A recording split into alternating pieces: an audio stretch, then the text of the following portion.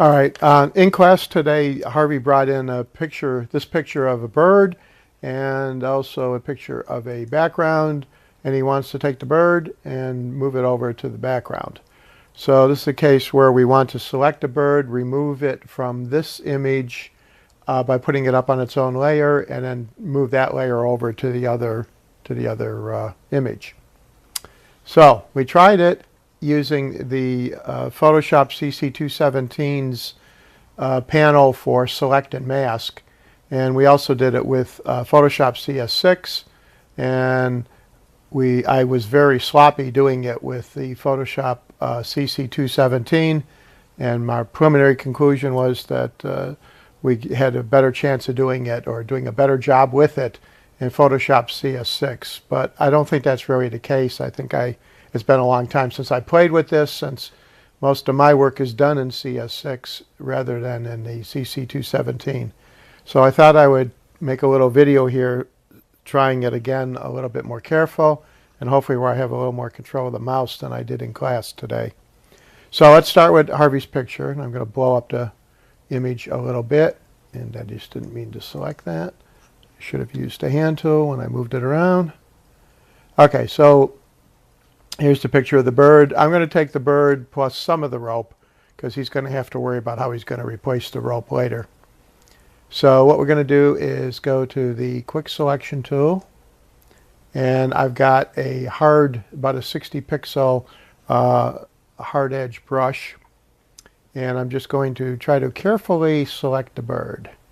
So I'm working my way around the bird, and the way the quick selection tool works here is that you need to move it kind of slowly and let it sort of, grow out, and it makes a first guess as to where the edge of the selection should be, and you can sort of teach it a little by nudging it in one direction or the other.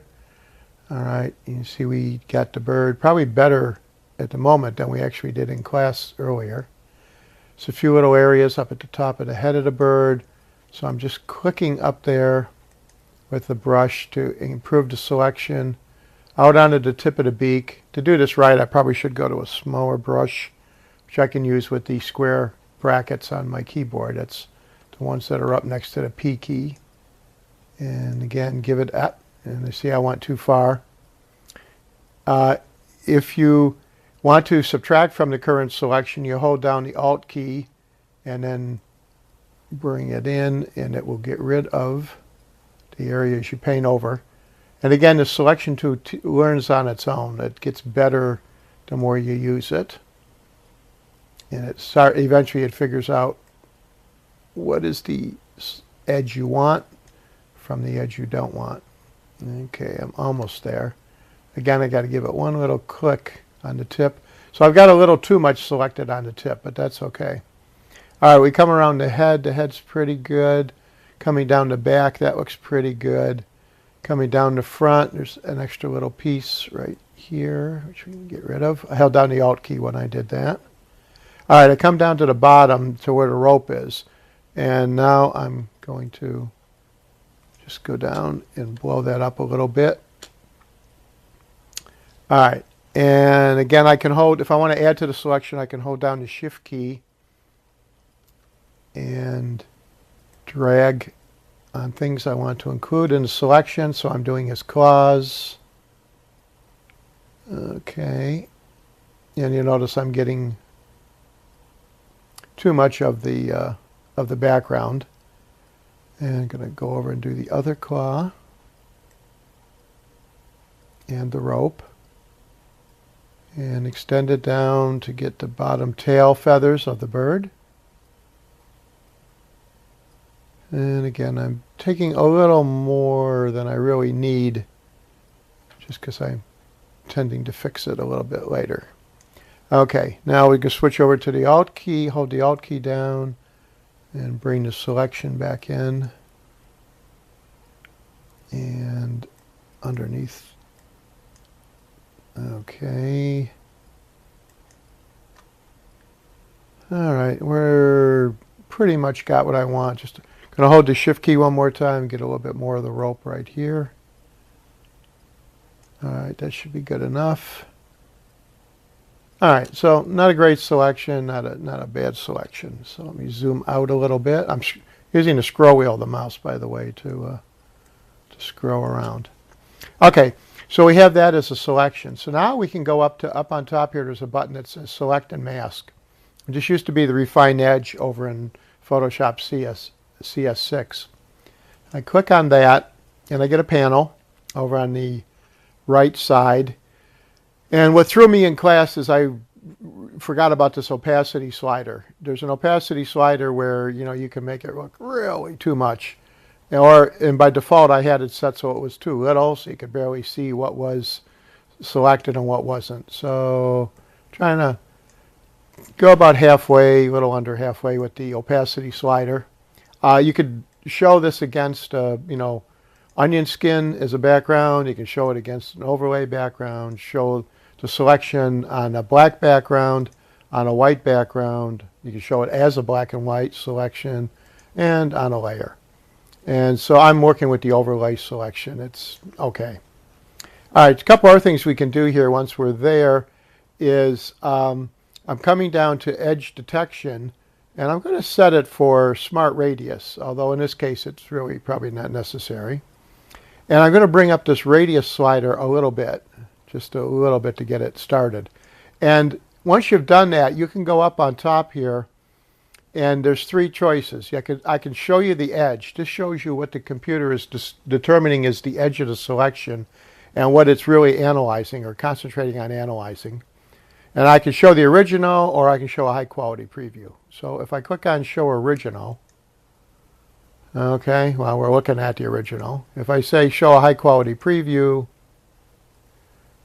okay, not much difference. And if I say Show the edge, now it's showing us basically the edge around the bird. If I bring this, let's see, where's my radius? Bring my radius up higher. You see that edge gets bigger, gets thicker, more pixels. It's a wider radius, basically. If I go all the way up, quite a ways up, yeah, you see, it's a huge difference. So the idea is this area that which is now, light gray here, that's what the computer is looking at that and going to reanalyze that situation if I paint over it. So I'm going to back that down, so I don't want it to go out quite that far. Somewhere around there, maybe. Maybe a little bit less. Let's try it about there. Okay, so now what the deal is oh, and there's also this little thing here that says masked area or selected area. Okay, oh, and I'm sorry, I have to uncheck that show edge thing. If I go to selected area, it shows with the masking the area that's selected. If I go to the masked area, it puts the pink on the outside versus the inside, which is the preferable way to really view it in most cases. Okay, so now what I'm going to do is get the brush. Now we have over on the left side, we do have a quick selection tool if we need to do more marching ants, basically. The next one down is the Refine Edge brush. That's used to be located over here in the panel, in the Refine Edge panel in CS6. The next one down is just a regular brush tool, and then we have a lasso tool, and we have a hand tool, and we have a zoom tool. And we can control the size of the brush we're painting with. So I'm going to choose the Refine Edge brush, and right now it's a hard brush. If I drop down the little triangle, it's 60 pixels, and it's 100% hard, and you can see the size of the brush. All right. So what I'm going to do is just maybe make it just a little bit smaller. Again, I can control the size of this with the left and right brackets that are the keys up next to the P on a keyboard. And I'm just going to paint over this little edge. Okay. And give it a chance to respond. And hopefully it's doing a better selection of the entire beak when I do that. We had problems coming down here on the side before. I'm going to go back to a little bit bigger brush. And I'm going to try to put the plus sign just inside my selection and work down this edge. And you see it's having problems. It basically, is decided that those whites that are really whites on the bird should be part of the background because they're the same brightness levels. All right, and that's an issue. I'm going to continue painting down, come around his legs. Okay, go over this area here, come back up along his legs. All right, and let's see, let's work our way down along this part of the tail.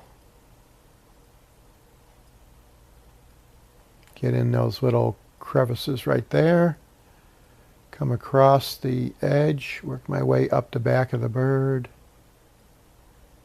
And the selection there is pretty good anyway to start with. Okay, so I just went around the outside edges basically. And I think it probably did a pretty decent job. It screwed up down here on the feet.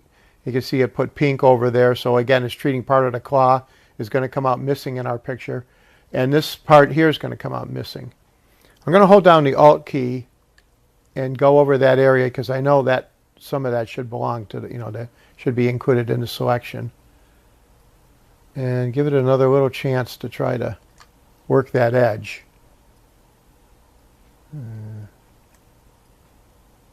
Again, holding down the Alt key and letting it work the edge. Same thing over this. I'm going to hold down the Alt key, go over the foot down here. And give it a chance to think again. Release the Alt key and do a little more painting right here. Now, see, it's really going to have trouble doing that. Painting in there. Not sure how much of that it's getting, if any of it. Don't have a lot of confidence down there that it's doing any kind of a good job. All right, anyway, I'm going to stop at that point because I don't see where I'm improving it any. All right, now the deal is I can come down. So I've done these settings. I can come down to the bottom here, and I'm not playing with smooth. I'm not playing with feathering. I'm not playing with contrast or soft edge. Those are almost sort of like global changes along the whole length of the selection, and I don't want to apply it there. And I'm going to click on the box that says Decontaminate Color, even though the feathers probably haven't picked up any of the background color because the background's pretty much white. And I want, from the output on the drop-down, I want it to output as a new layer with a layer mask applied to it. Okay? And basically, I'm going to just say OK to that.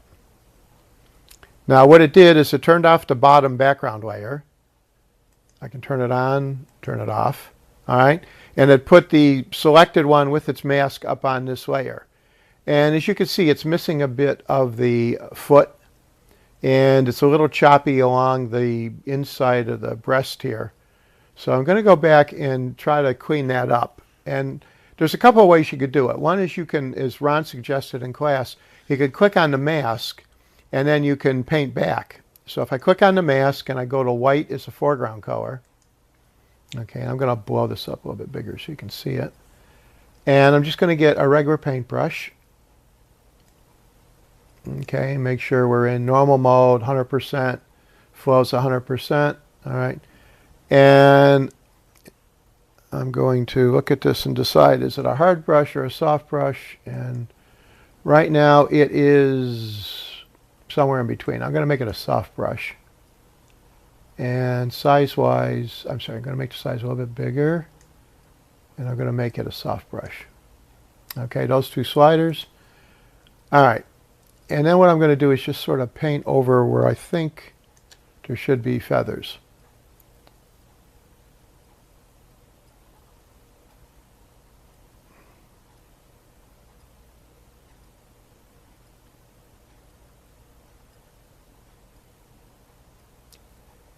All right.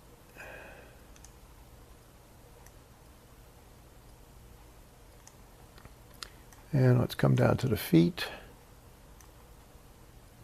And try to get all the feet there.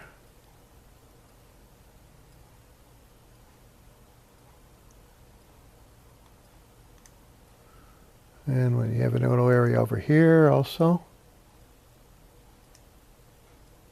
And an area along here.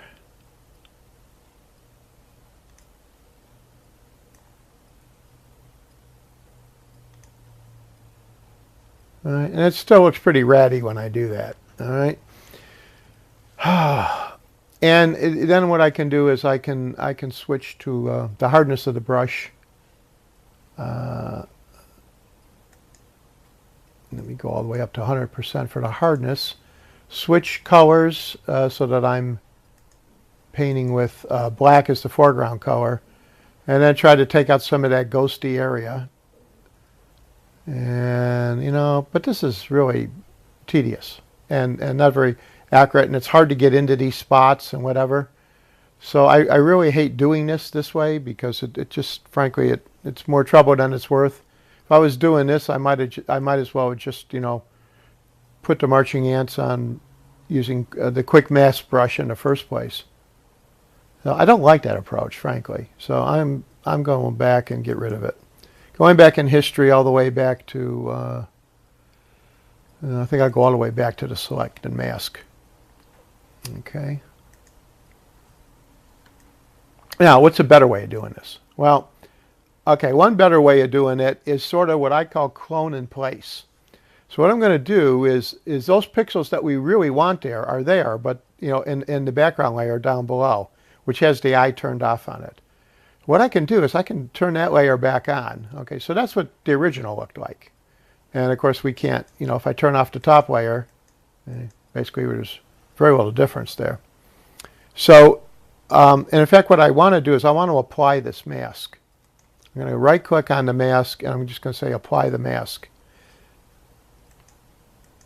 Okay, so the easiest way to bring this stuff back is, for example, I know if I can see when I turn the bottom layer off, if you watch the foot, that we're missing a claw. The outside claw is going away.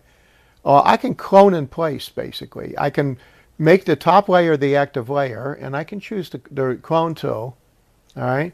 And I have it set for 100% opacity, 100% flow, and I have it set for align, and more important, I have it set for sample all layers. And what I do is I go over to an area. Doesn't matter actually where on the bird. I can pick any area I want. So let me just pick this area right here. And I hold down the Alt key and I do a single click. And I release the Alt key and I click again in the exact same spot without moving the circle. What that did when I pressed the Alt key to start with is it sampled material from that what is now the bottom layer because, you know, or even though we're on the top layer, it's sampling from the combination of the two layers, which is in essence the material where everything is present in the bottom layer. And it's taking that material and putting it up onto what's called clipboard. And then when we, you know, click a second time without holding down the Alt key, we're painting, we're putting that new material back down wherever we put the paintbrush. But if I haven't moved the paintbrush, we're putting it down exactly on the same location. So everything's lined up perfectly. So all I have to do is just paint over the things I want, change my brush size, and I don't have to alt click again. All I have to do is click and paint wherever I want. And it's basically taking material, if the material wasn't present on the top layer, it's taking it from the bottom layer and just adding it onto the top layer. Okay. And it's a perfect alignment because, you know, I lined everything up initially when I started. So I just have to be careful where I'm painting and what I'm painting. Okay, so I'm painting around that claw area. All right, and now what I do is, when I turn off the bottom layer, remember that claw was missing. Now you see that claw is there.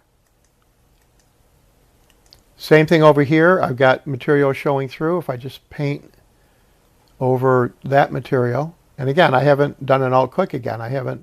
I'm just painting with the clone tool. All right, turn off the bottom layer. See, comes back beautifully, not right in place. Same thing here on these little tips. Again, we've got a hard brush, so I just have to be careful when I'm painting with the mouse, or if you're better with a Wacom tablet. I'm not, unfortunately. Okay, cover that area. Turn this on or off. Okay, and we've got it. Again, in here we didn't get a really good selection. Paint over there. Take material from the bottom layer. Put it to the top layer. Okay, same thing with the outside. here. All right, I can go up to where our feathers are up here. Get a bigger brush. Again, I still haven't done an alt click. I'm just still working off that initial alt click. And I'm just being careful where I paint. Oh, on the edge.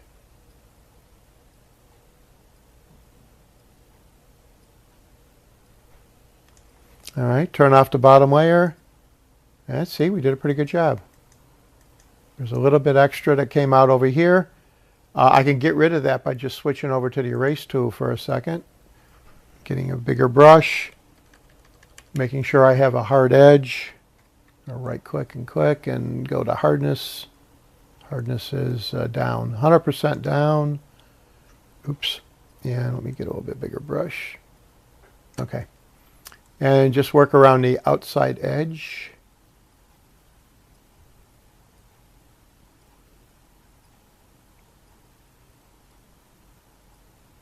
All right. Turn off the bottom layer, see how I did. And oops, you know, that was the eraser tool. Was I on the eraser tool? I don't think I was. Oh, I was on the history brush too. Sorry about that. I got to pay attention to your tools. Where the hell's the eraser? There's the eraser, I think. Yeah, I'm sorry. Okay, so that's the eraser tool. And again, I want that to be hard. Hardness is 100%. And I want it to be a little bit smaller, about there. All right, let's try that again. Oops. Yeah.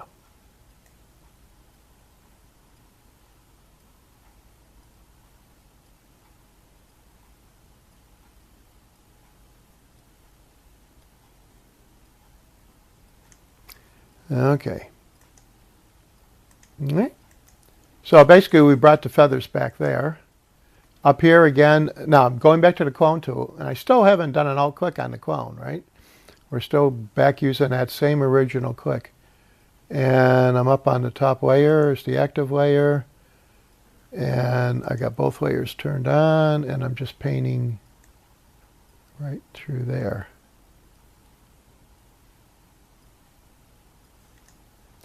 Turn the bottom layer off. See how I did? That's better. A little bit right here that I missed.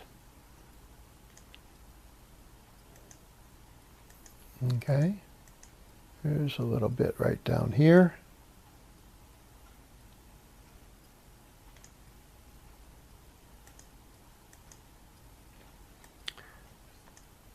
All right, let's look at the top of the bird. A little bit back here on the back of the bird.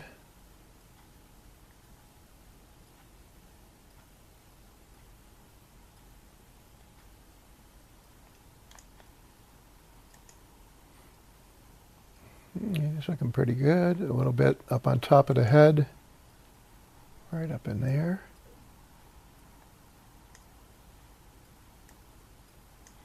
Okay, just the tip of the beak. Gonna need a real small brush and blow it up to get that.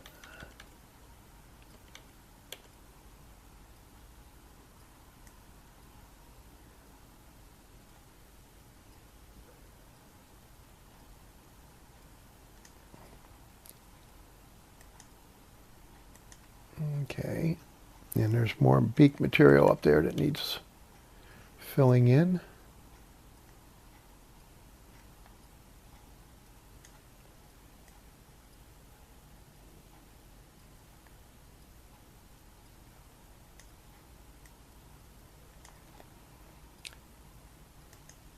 There we go. Okay. So you get the idea. I like this clone in place, and I don't ever see people talking very much about it, but it works as a pretty effective technique. Okay, so I pretty much got all of the bird that I want. All right, so in this particular case, all we need to do is bring in that other picture as a background, which we can go to Harvey's other picture, and I can do I can just drag it and drop it. I can go to the move tool if I like, and I can hold down the shift key, click, drag it up till I touch the other picture, drag it into the picture and drop it, and it fills in the background. Double click, okay. And the background didn't quite fill out the whole area. If we want, we can Control T that layer, and we can just grab an edge and stretch it out. Okay, grab an edge over here and stretch it out. And say okay to that. And, you know, blow it up. You know, it's obviously a noisy back. But, okay, so the deal here is, you know, and now we can turn off the bottom eye.